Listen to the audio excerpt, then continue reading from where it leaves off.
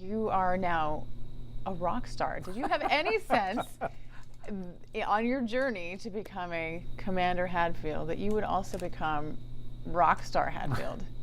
I'm not.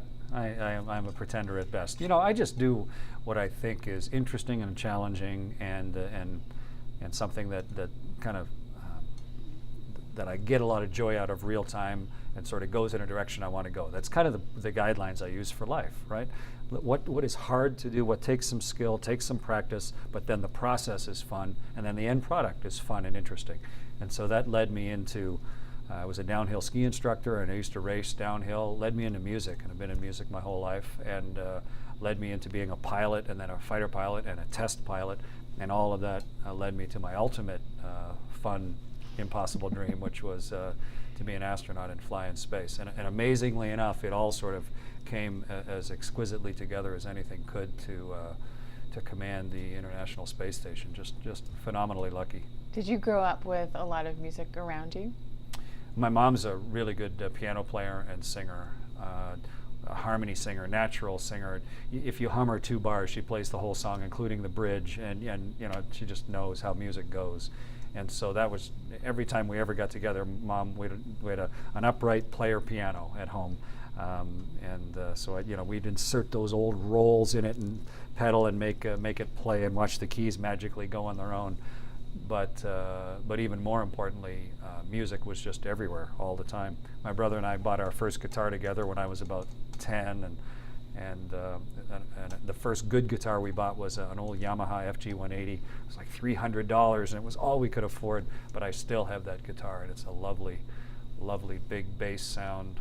And so yeah, music is inside my head and been around me my whole life, and I don't think I'm alone in that. Well, I know that there was a portion in your book, and you were talking about waiting to take off. I don't know what the hold is called, but you basically have a soundtrack to get you ready. Yeah.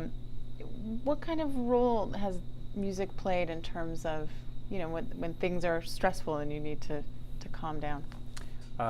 For launch, the Russians and the Americans do it differently. I flew with the Americans twice on the space shuttle, and I was the pilot of a Russian Soyuz, so I got to see both. On the American launch pad, things are serious, and you pay attention. There's checklists and things.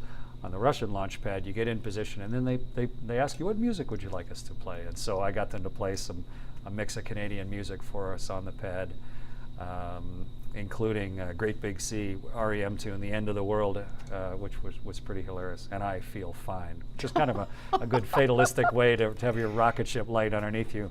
And on the space station, we would often play it may be you know, Strauss or something, just almost echoing art imitating life of 2001: A Space Odyssey, because when you're flying spaceships next to each other, it's a huge, very precise, very complex, but somehow graceful ballet of flying and weightlessness and moving those things around. And I'm sure Strauss had no idea that that's what he was providing the soundtrack for. But it became, when Kubrick made the film, he recognized maybe that was a juxtaposition that was going to work. But in fact, it works for real when you fly in space also. But for me, when I'm working and I'm studying, it may be apologies to everybody, but I play the Gladiator soundtrack. It's about, I don't know how long it is, 40 minutes or something, and it is a beautiful variety, everything from Enya to the big pounding battle scenes. But there's not enough lyrics that it distracts me from what I'm doing, but there's enough variety that it keeps me mentally engaged. So I've probably listened to the theme from Gladiator 1,000 times, learning to fly in space. So it's sort of, as much as anything else, the soundtrack to my life. Now, the artists who were on your playlist as you were getting ready to launch, did they know that they were there? Did you know them before? No, in fact, it was our Russian Soyuz instructor, a great guy named Cherkashin is his family name, and a really, really good guy. Yuri, what's his dad? Vladimirovich Cherkashin, and really nice guy. And he knew that I played in a band back in Houston, so he'd gotten some of our band's music, and as a surprise played it for me, sitting there on the launch pad listening to my little band back in Houston play. But then he asked us, you know, what songs would you like? And so between the three of us sitting in there, we had a nice mixture of stuff that revs you up and stuff that calms you down. And it was just personal, but it was really nice to have that important link and personal, I don't know, motivation that comes from certain pieces of music, and it was a nice time and place to have both those things. And then the famous Larry Vey guitar that flew up with you. Talk about the difference playing on Earth and then playing in space. What do you have to be conscious of?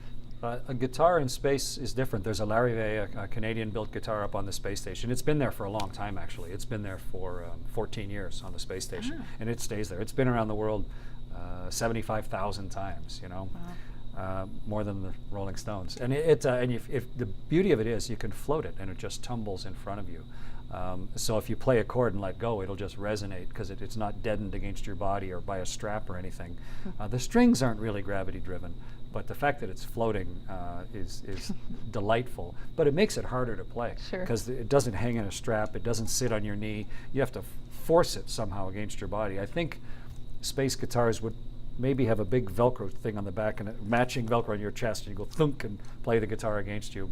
I never did that, but I just found when I was heading up and down the fretboard that the guitar wanted to go all over with my hand all the time, and so it's a little bit noisy and poppy to play, but it's a real delight to be able to play a weightless guitar in a studio with no gravity.